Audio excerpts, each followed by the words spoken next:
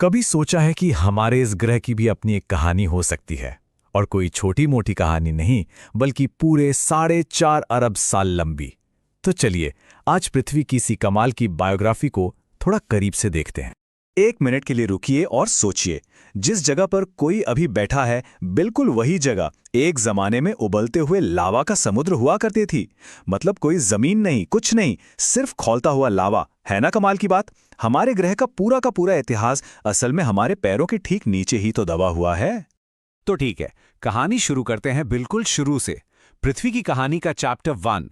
हमारे solar system के शुरुआती दिनों में इसका बहुत ही, कह सकते हैं, तूफानी और हिंसक जन्म। तो सवाल यह है कि आखिर एक प्लैनेट बनता कैसे है। जरा कल्पना कीजिए।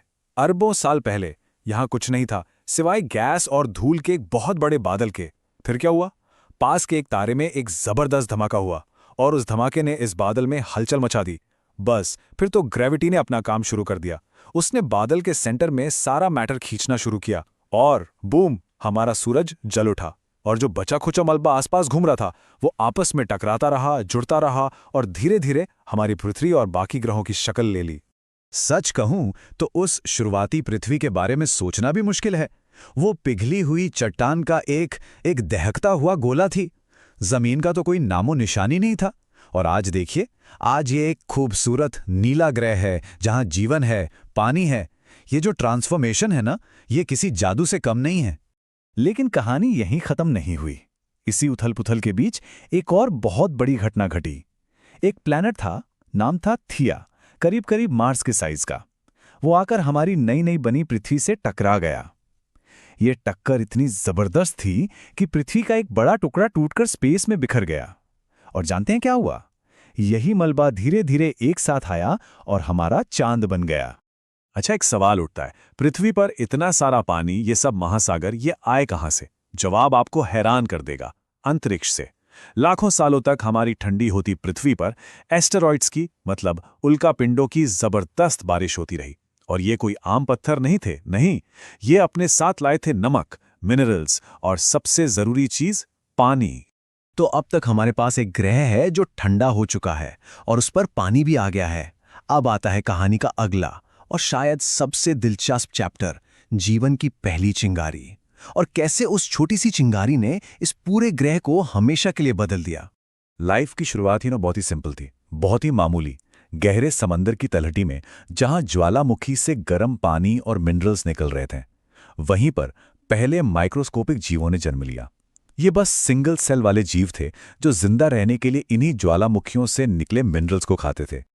और फिर इन नन्हे नन्हे जीवों ने कुछ ऐसा किया जिसने इस दुनिया की शक्ल ही बदल दी।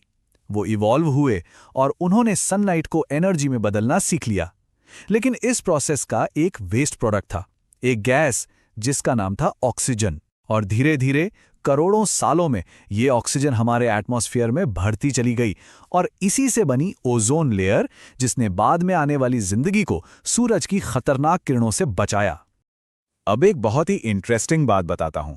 जैसे जैसे एटमॉस्फेयर में ऑक्सीजन बढ़ने लगी, उसने जमीन पर मौजूद लोहे के साथ रिएक्ट करना शुरू कर दिया। और इसका नतीजा क्या हुआ? पूरी की पूरी पृथ्वी पर जंग लग गया। हमारा नीला ग्रह एक वक्त पर आज के मार्स की तरह एक लाल ग्रह हुआ करता था। कमाल है ना? ओके, तो अब पृथ्वी की कहानी एक बहुत ही ड्रामेटिक दौर में एंटर करती है। एक ऐसा दौर जिसमें जबरदस्त आइस एज आए, कॉन्टिनेंट्स इधर उधर खिसकें और धरती पर विशालकाय जीवों का राज शुरू हुआ।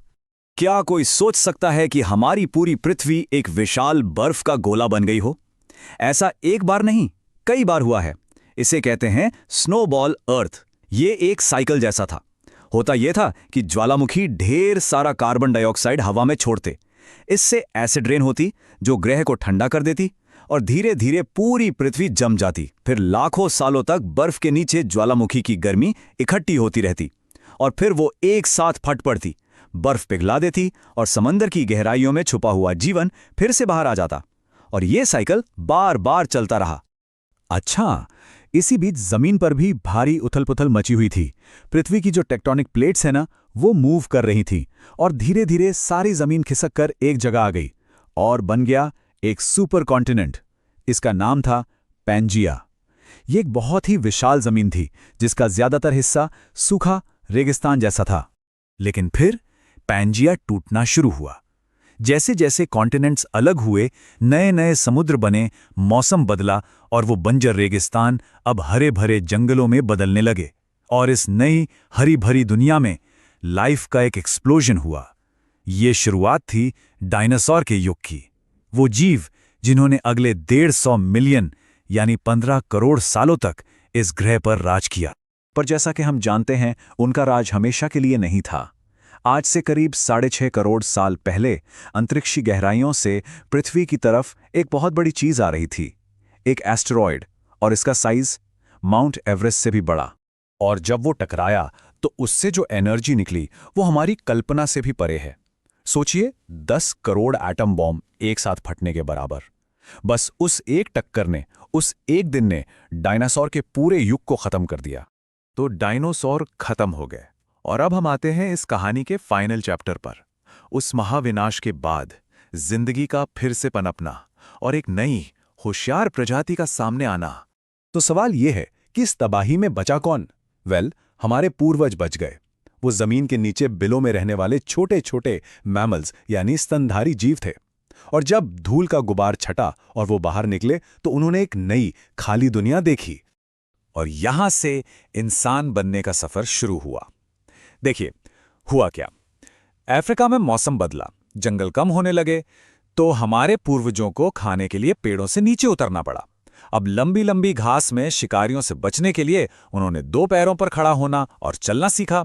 और जैसे ही वो 2 पैरों पर चले, उनके हाथ फ्री हो गए। फ्री हाथों से उन्होंने औजार बनाना सीखा और औजारों के इस्तेमाल ने उनके दिमाग को और बड़ा और कॉम्प्लेक्स बना दिया।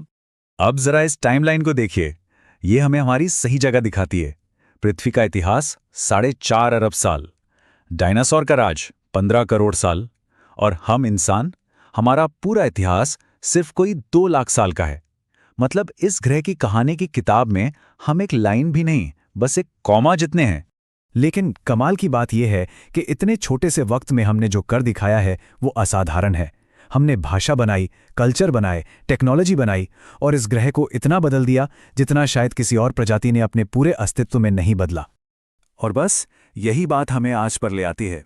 4.5 अरब साल के इतिहास, अनगिनत उतार चढ़ाव, जन्म और विनाश के बाद इस ग्रह की कहानी की कलम अब हमारे हाथों में है। तो अब सोचने वाली बात यह है कि इस कहानी का अगला चैप्टर क्या होगा?